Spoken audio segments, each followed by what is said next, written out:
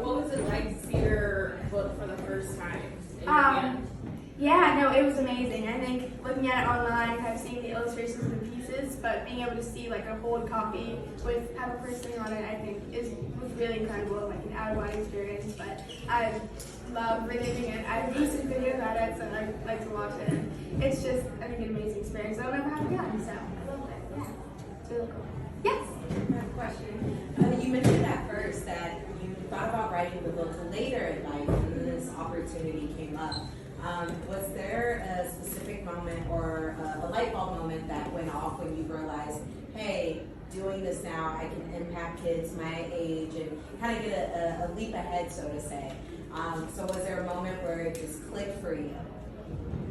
Not really. I think inspiring kids and having everything I do be accessible to kids has been something that's been important to me the entire time I've been doing this. I think not a lot of kids do what I do, so being able to make sure that kids who watch it, especially on social media, because there's a lot of kids on there, so I think being able to make sure it's accessible to kids has always been really important to me. And now having this book for even younger kids, I think is another kind of group of kids that I will be able to kind of reach, hopefully, and inspire, so I'm really excited about that. Yes. Sorry, I'm going to do this for like a brain page too, Pepper, so I do apologize. I'm going to record you while I'm doing it. Think about content. All right.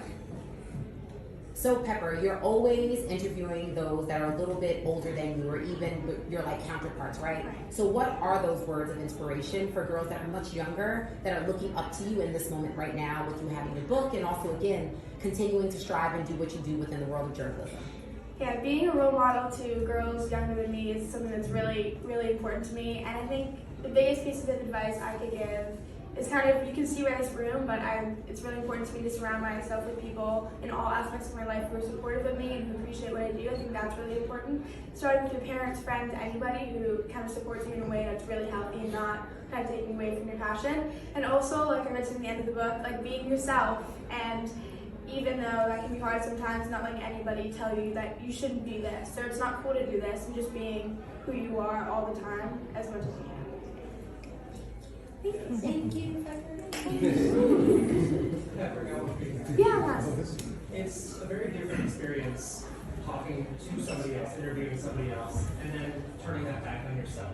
So what were some of the challenges that you found in writing this and having to, explore some parts of your childhood that you might not love when you went through it the first time? Yeah, I think a lot of it I didn't remember, so I think my parents were kind of helping me reach into that, even though sometimes it was really hard for me. I think this was one of the hardest moments of my life, so just focusing on knowing that this story could possibly impact even one kid kind of helped me get through it. But also towards the end of the book, I really enjoyed it, being able to tell my story in a positive way, showing how I overcame that. And I think overall it was a really amazing experience. Yeah. All right. So you're a very driven individual, a very passionate individual. And my question is, what keeps you going? You do a lot, right? And you aspire to do a lot. What keeps you going? What keeps you going? I think in terms of like school, obviously, not that it's an option, I've always really loved learning. Sometimes the homework and the test gets to me, but I try to remember that I do really love learning new things. In terms of sports, team sports especially, the people and the connections that I've made through that mean everything to me. I think playing basketball and softball for my mom. I was talk about her and she freaks out, so I'll cry. But that's something that I love about softball, and having teammates, two of them are here today. And basketball, unfortunately, my teammates weren't able to make it, but that's okay. And I think that's something that's also really helped me develop in terms of like leadership, confidence, playing sports, and it's something that I love and I couldn't imagine like giving up anytime. Yeah. You shared a story about being younger and being in school and experiencing just some different challenges with friends. What is it like to have some friends here today? I know we're all your friends, but your friends who play sports with you, your classmates here to support you. It's so exciting. I think I often, when I'm in rooms like talking like this, it's a lot of adults asking questions. So having kids here is a great kind of opportunity kind of for them to see what I do, but also to kind of share that with them, and I love that. And school and all my teams and stuff, I love my friends now. I really appreciate them and all of their friendships. So it's, yeah, thank you for asking that, but yeah, I really appreciate that. Yeah.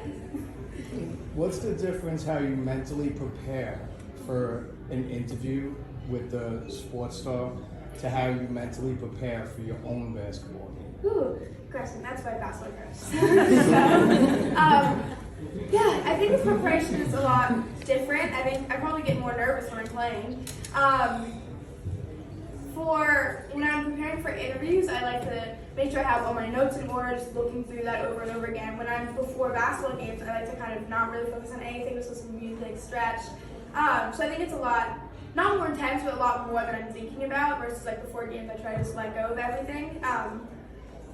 Yeah, that's a great question. I don't really think about that a lot. That's a good one. Yeah, but I think the preparation is different. It's usually a lot longer. Like I have more time to prepare for interviews versus like a game would be like after school that day or that morning, whatever it is. Yeah, but it's different a little bit, but it's also similar in a lot of ways, I think, especially because it being through sports. Yeah. Good girl.